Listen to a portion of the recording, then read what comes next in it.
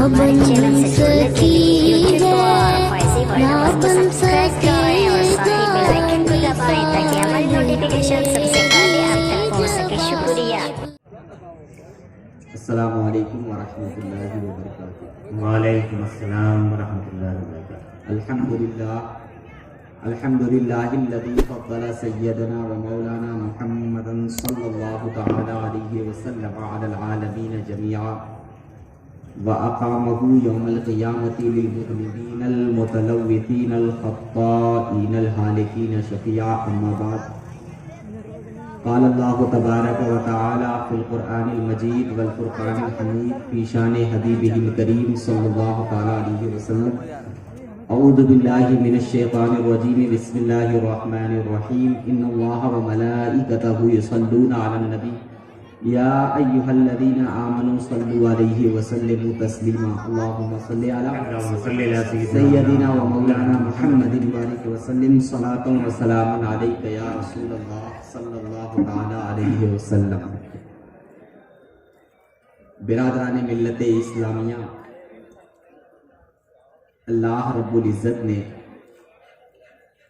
इंसानों की तख्लीक फरमाई तो तख्लीक इंसानी के बाद उन्हें सिर्फ शब रोज़ की ज़िंदगी गुजारने के लिए नहीं बल्कि एक मुकल्लफ की हैसियत से दुनिया में भेजा। हर इंसान दुनिया में आने के बाद सबसे पहले जिस शय का मुकल्लफ होता है वो वहदहू ला शरीक अल्लाह रब्बुल इज़्ज़त की वहदानियत के इकरार का होता है। हमारे तमाम अमाल, हमारी जिंदगी का एक एक लम्हा और इबादत की शक्ल में की जाने वाले जितने भी आमाल हैं उन तमाम का तरत्तुब जो होता है वो हमारे अकीदे और ईमान पर होता है। अगर बंदा मोमिन है, ईमान कामिल रखता है तो उसके दिगर आमाल भी काबिल कबूल हैं।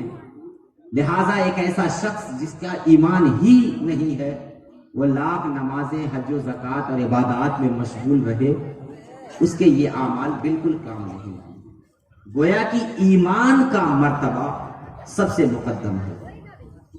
हदीस जिब्राईल है, मिशकात शरीफ और दिगर हदीस की किताबों में हजरत जिब्रील अमीन अलैहिस्सलातु वस्सलाम ने रसूल कायनात सल्लल्लाहु अलैहि वसल्लम से एक सवाल किया और सवाल ये था कि अखबिरनी अनिल ईमान या रसूल अल्लाह, ईमान के बारे में बताइए या रसूल अल्लाह, ये ईमान क्या है। तो रसूल कायनात ने फरमाया कि अंतुमिना बिल्लाहि व मलाइकतिही व कुतुबिही व रुसुलिही वल यौमिल आखिर, कि हम ईमान यह है कि तुम अल्लाह पर ईमान लाओ, उसकी किताबों पर, रसूलों पर, फरिश्तों पर और आखिरत के दिन पर। अगर इन चीजों में से अगर देखा जाए तो सिवाय किताब यानी कुरान मुकद्दस के हमने किसी चीज को नहीं देखा। आपने किसी फरिश्ते को देखा है नहीं, रसूल कायनात हमारे दरमियान मौजूद नहीं है, और यौम आखिर क्या है, मरने के बाद के हालात और वाकयात क्या है, हमें नहीं मालूम। इसीलिए पहले ही पारे की सूरह अलिफ लाम मीम के उसी सफे पर जिक्र किया गया युमिनूना बिल गैब, कि ये जो अल्लाह के नेक बंदे ईमान वाले होते हैं उनका मर्तबा ये है कि वो गैब पर ईमान लाते हैं, छुपी हुई चीजों पर ईमान लाते हैं। कब्र में क्या हालात होते हैं, किस तरह के फरिश्ते आते हैं, सवालात का अंदाज क्या होता है, उस पर इनामात और अजाब की शक्ल में जो भी मुसल्लत किया जाता है, कोई आकर के बताता है कि मुझे ये नेमत मिली या फरिश्तों ने मुझे ये कोड़ा मारा? नहीं। कयामत में जन्नत और दोज़ख के हालात, उसके बाद सवालात और जवाबात का सिलसिला वगैरह, ये सारी चीजें हमारी निगाहों से ओझल हैं। हम इनमें से किसी शय को नहीं जानते, लेकिन युमिनूना बिल गैब, ईमान का यही मतलब। एक और मकाम पर उसी मिशकात की हदीस में हजरत अब्दुल्लाह इब्न उमर रज़ी अल्लाह ताला अन्हु की हदीस है, रसूल कायनात सल्लल्लाहु ताला अलैहि वसल्लम इरशाद फरमाते हैं कि बुनियल इस्लाम अला खम्स, اسلام کی بنیاد 5 چیزوں پر ہے۔ آپ بنیاد تو جانتے ہیں، عمارت تعمیر ہو اور بنیاد مضبوط نہ ہو تو وہ زیادہ دنوں تک قائم نہیں رہتی۔ گویا کہ ایک عمارت کی بقا اس کی بنیاد پر ہوتی ہے۔ رسول کائنات فرماتے ہیں کہ اسلام کی بنیاد 5 چیزوں پر ہے، لہذا اگر وہ 5 چیزیں آپ کے اندر پائی جا رہی ہے تو آپ کا اسلام اور آپ کا ایمان مضبوط ہے، اور آپ خود فیصلہ کر لیں گے کہ میرا ایمان اور میرے ایمان کی عمارت کتنی مضبوط ہے۔ سب سے پہلے فرمایا شہادت اللہ الہ الا اللہ، کہ آپ کو یہ گواہی دینا ہے کہ اللہ کے علاوہ کوئی معبود نہیں۔ ہر کوئی یہاں موجود جتنے مسلمان ہیں سب گواہی دیتے ہیں۔ اس کے بعد فرمایا وَإِقَامِ الصَّلَاةِ، نماز قائم کرنا۔ یہاں موجود میں 10% مشکل سے نکلیں گے جو نماز قائم کرتے ہیں۔ وَإِيتَاءِ الزَّكَاةِ، زکات دینے والے مالدار لوگ اللہ تعالیٰ نے ان پر لازم کیا۔ پھر رمضان کا روزہ اور حج، یہ ہے اسلام کی ایمان کی بنیاد۔ ایک مومن بندے کے لیے یہ 5 چیزیں بنیادی حیثیت رکھتی ہیں کہ اگر وہ ان 5 چیزوں پر عامل ہے، یہ 5 چیزوں کا وہ عمل کرنے والا ہے، تو اس بندے کو کہا جائے گا کہ اس کی اسلام کی عمارت، ایمان کی عمارت، اس کا قلب اس بارے میں مکمل طور سے نہیں۔ یہ پہلا مرحلہ ایمان کا۔ عقائد کی کتابوں میں جو ہم ایمان کی تعریف پڑھتے ہیں، ایمان کے بارے میں بتاتے ہیں، وہ یہ بتایا گیا کہ التصدیق بما جاء بہ النبی صلی اللہ علیہ وسلم من عند اللہ۔ تصدیق دل کی ایک کیفیت ہے، کسی چیز کو سچا جاننا، یہی تصدیق ہے، اور ایسا سچا جاننا کہ ذرا برابر بھی ہمیں اس میں شک نہیں۔ جیسے مثال کے طور پہ اس وقت رات ہے، یہاں موجود کسی کو شک ہے نہیں، یعنی یہ کہ آپ کو یقین اور اتنا کامل یقین ہے کہ ذرا برابر بھی اس بارے میں شبہ نہیں ہے کہ دن ہو سکتا، کوئی نہیں کرے گا۔ رات ہونے میں جس طرح سے ہمیں اس وقت یقین ہے، ایسے ہی وہ یقین چاہیے ایمان کے لیے جو رسول کائنات صلی اللہ تعالیٰ علیہ وسلم اللہ کی بارگاہ سے لے کر کے آئے ہیں، اس کو ماننا، جاننا اور تصدیق کرنا، یہ ایمان ہے۔ اب اگر ہمارا یقین اتنا پختہ ہے تب تو ہم مومن ہیں۔ جس طرح یہ رات، اس ٹائم کے رات ہونے میں آپ کو ذرا برابر شک و شبہ نہیں، ایسے ہی رسول کائنات کے لائے ہوئے احکام و فرامین کو دل سے ماننے میں ذرا برابر شک و شبہ نہیں ہونا چاہیے، تو وہ مومن ہے۔ اس کی مزید وضاحت امام اہل سنت فاضل بریلوی رضی اللہ تعالیٰ عنہ نے کی ہے۔ ہمارے درس نظامی میں ایک کتاب چل رہی ہے، آپ لوگ بھی سن لیجئے، کتاب کا نام المعتقد المنتقد، علامہ فضل رسول بدایونی رحمت اللہ تعالیٰ علیہ کی لکھی ہوئی بہت ہی زبردست کتاب ہے۔ علامہ اختر رضا خان اظہری رحمت اللہ تعالیٰ علیہ نے اس کا اردو میں ترجمہ کیا، اور اس کے مقدمے میں انہوں نے لکھا کہ میں نے اردو میں اس کتاب کا ترجمہ اس لیے کیا ہے کیونکہ یہ کتاب مسلمان کے بلکہ سنیوں کے بچے کو پڑھنا ضروری ہے۔ وہ عربی میں کتاب ہے لیکن اس کا ترجمہ اردو میں لکھا، اور مقدمے میں یہ وضاحت کی کہ یہ عقیدے پر مشتمل ایسی کتاب ہے کہ یہ مسلمان کا بچہ پڑھنا چاہیے۔ اس کو اعلیٰ حضرت عظیم البرکت اس کتاب کا کچھ خلاصہ آپ کو سامنے رکھوں۔ سب سے پہلے انہوں نے الہیات کے باب کو رکھا، یعنی اللہ تعالیٰ سے متعلق جو عقائد کہ اللہ تعالیٰ ایک ہے، اس کی دلیل کیا ہے، اس کی صفات سمیع و بصیر ہیں تو وہ کس طرح کی ہے، اللہ تعالیٰ جو دیگر نقائص اور عیوب سے پاک ہے تو اس کا کیا مطلب ہے، وہ جھوٹ نہیں بول سکتا، کیا مطلب ہے، وہ زنا پر قادر نہیں ہے، کیا مطلب، اس طرح کی بڑی تفصیلی گفتگو الہیات کے باب میں۔ پھر اس کے بعد دوسرا باب نبوت کا، نبی ہونے کے لیے نبوت کیا شے ہے۔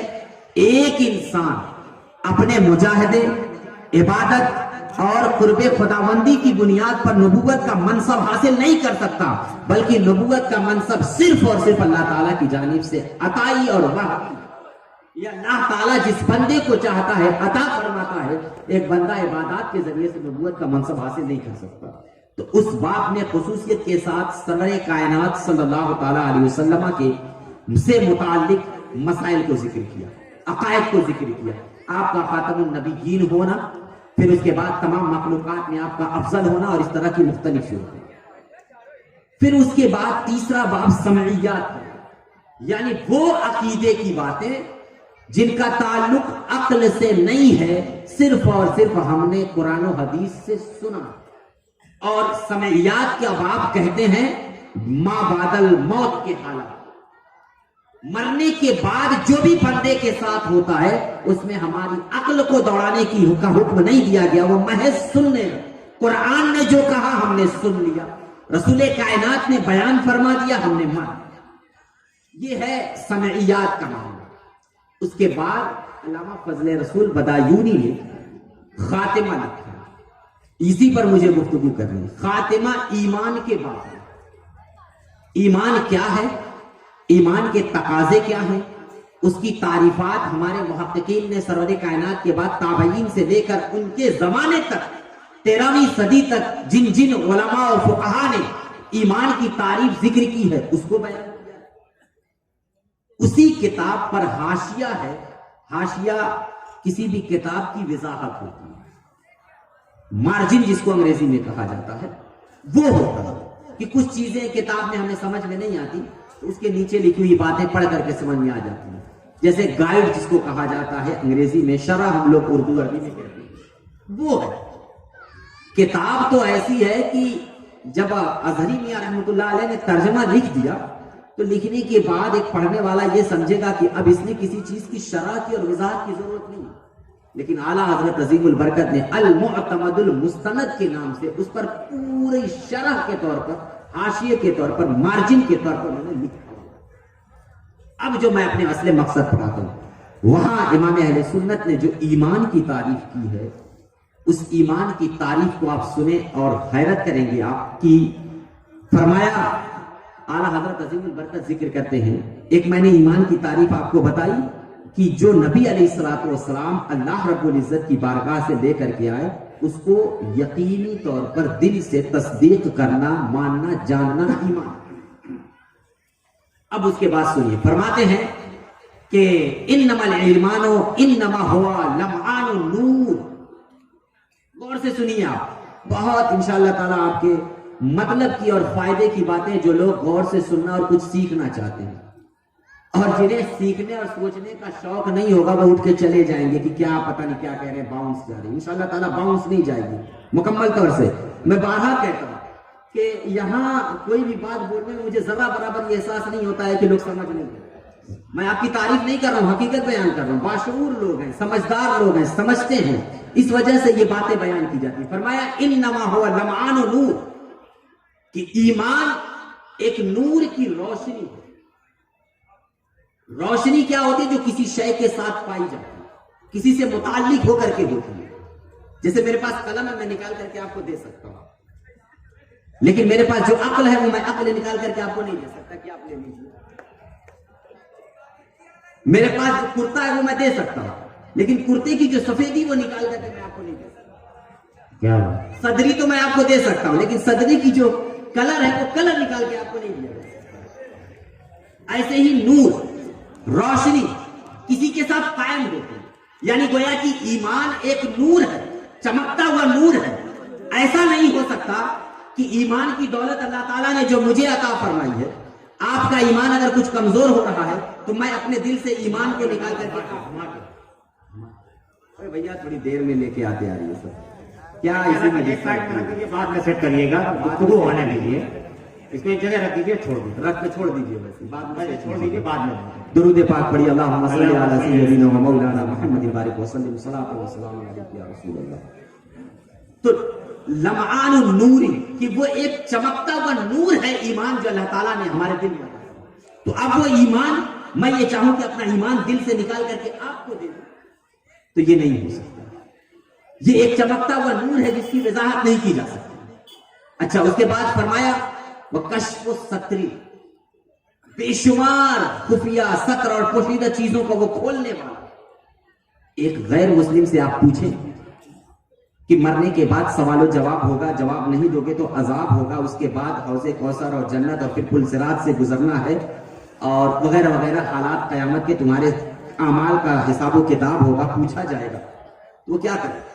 یہ سب غلط ہے، میں نہیں مانتا۔ انسان جب مر گیا تو ختم، لیکن جس کے اندر ایمان ہوگا، ایمان کی دولت اللہ تعالیٰ جسے عطا فرمائے گا، اسے سمجھ میں آئے گا کشف و ستری، کہ وہ جو پوشیدہ اور پردہ خفا میں جتنی چیزیں ہیں جو ہماری نگاہوں سے اوجھل ہے جسے ہم صرف اور صرف وہاں جانے کے بعد ہی سمجھ سکتے ہیں، وہ کھل کر کے ہمارے سامنے آتی ہے اور بغیر کسی شک و شبہ کے ہر ایک کو ہم مان لیں۔ رسول کائنات نے بیان فرما دیا کہ پل صراط جنت کے اوپر جہنم کے اوپر بچھایا جائے، جس طرح سے کنواں ہوتا ہے اس کے 2 سرے، ایسے جہنم کے سرے پر لگایا جائے، تلوار سے زیادہ تیز اور بال سے زیادہ باریک۔ ہم نے مانا، اگر آپ تصور کریں تو یہ عقل ہماری کبھی تسلیم نہیں کر سکتی ہے۔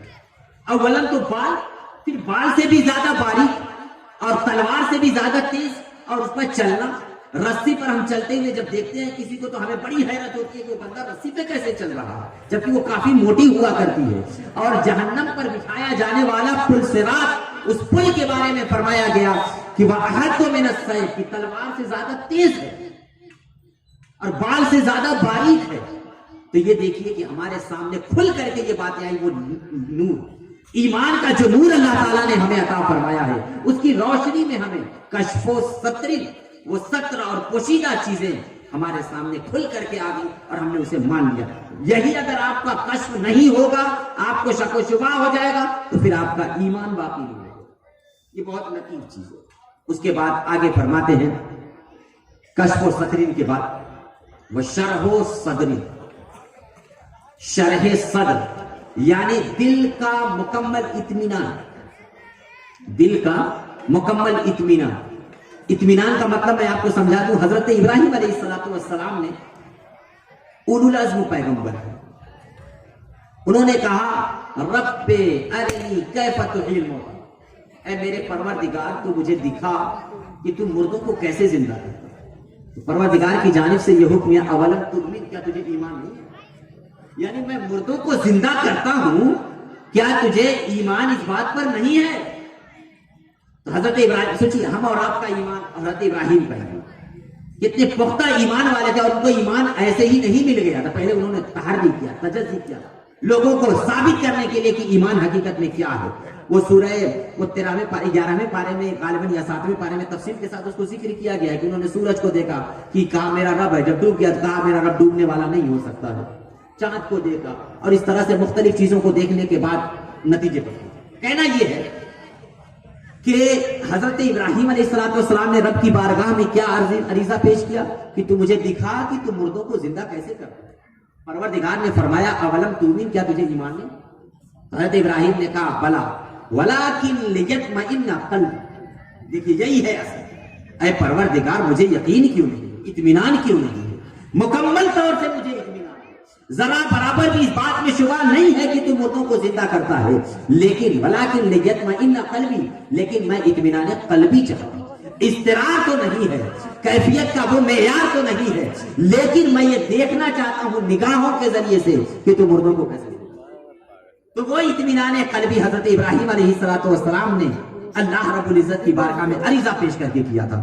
وہی اطمینان قلبی ایمان کا تقاضا ہے کہ ایک بندہ اگر مومن ہے تو وہی اطمینان قلبی ہونا چاہیے کہ اللہ رب العزت جس طرح سے ہر شے پر قادر ہے تو بالکل طور سے ہمارا دل مطمئن ہونا چاہیے۔ یہ ایمان کا تقاضا اور ایمان کی وضاحت اور تعریف ہے۔ اگر ایک بندے کے اندر ایمان پایا جا رہا ہے یہ والا، تو وہی بندہ مومن ہے اور اسے ہی ایمان کی دولت صحیح معنوں میں ملی ہے۔ یہ ہوگی ہماری بنیادی بات جو ایمان سے متعلق۔ اب ایسے ایمان کے بارے میں ایک حدیث سنیے تو اس کی مزید وضاحت ہوگی۔ اللہ تعالیٰ نے جب جنت کو پیدا فرمایا، بہت غور سے سنیے، تو حضرت جبریل علیہ السلام کو حکم دیا کہ جاؤ تم میری جنت کو دیکھو، اذهب فانظر الیہا، جاؤ میری جنت کو دیکھو، میں نے جنت پیدا۔ حضرت جبریل امین آئے، جنت کو دیکھا، اس کے حسن و کمالات کو دیکھا، دیکھنے کے بعد وہ رب کی بارگاہ میں لوٹے اور رب کائنات سے حضرت جبریل امین نے عرض کی کہ لا یسمع بها احد الا دخل، جو بھی اس جنت کے بارے میں سنے گا وہ اس جنت میں داخل ہو۔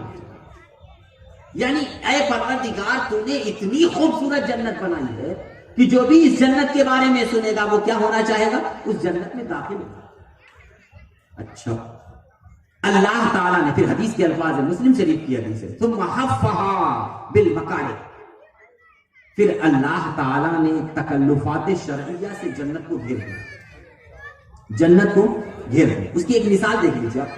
اگر آپ کو یہاں اسٹیج تک آنا ہے لیکن نیچے گڈھا کھود دیا جائے اور آپ سے کہا جائے کہ اسٹیج پر آنے کے لیے آپ کو گڈھے کو پار کرنا پڑے گا تو آسان ہے. یہاں موجود میں سے شاید کوئی ہو جس کی چھلانگ لمبی ہو, وہ آ سکتا ہے شاید. تو حدیث اب اس روشنی میں سمجھیے کہ جنت تو اتنی خوبصورت ہے. جبریل امین عرض کر رہے ہیں پروردگار جو بھی سنے گا وہ اس میں داخل ہونا چاہے گا. لیکن آگے پھر اللہ تعالیٰ حدیث کے الفاظ ہیں, رسول کائنات فرماتے ہیں ثم حفها بالمکارہ, پھر جنت کو گھیر دیا. کس چیز سے گھیر دیا؟ مکارہ, تکلفات شرعیہ سے. یعنی جنت میں جانے کے لیے وہ تکلفات, وہ تمام کے تمام اعمال اور وہ اصول عقائد جو اللہ تعالیٰ نے ایک مومن ہونے کے لیے بندے پر نافذ کیا ہے, اگر وہ ان چیزوں پر عامل ہے تو وہ جنت. یعنی یہ کہ جنت میں داخل ایسے ہی کوئی شخص نہیں ہو جائے گا.